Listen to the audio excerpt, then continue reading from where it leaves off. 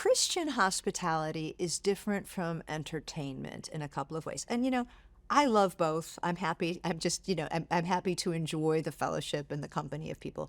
But radically ordinary hospitality, Christian hospitality, what's going to happen is it will be awkward. So it just will be, just like, be okay with that. Because at some point, you are going to clean up the dinner dishes and you're going to say, now it's time for family devotions. And your unbelieving neighbors are going to probably have the same questions that your children have. How long is it going to take? And do I have to pray?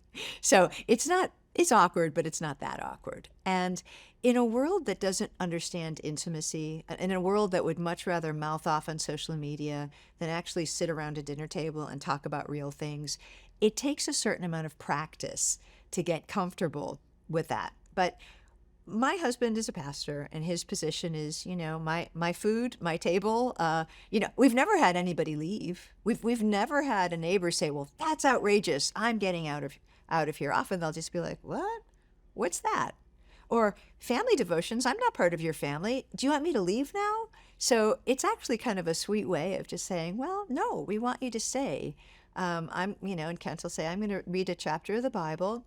And we're going to talk about what we've just read, and then I'm going to ask people for prayer requests, and then people who are comfortable are going to pray for those prayer requests, and I'll close us.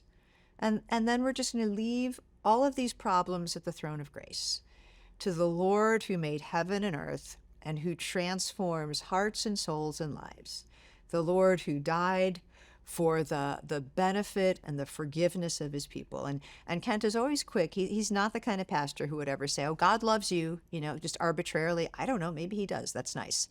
But he will say, God's love is available to you. And this is how.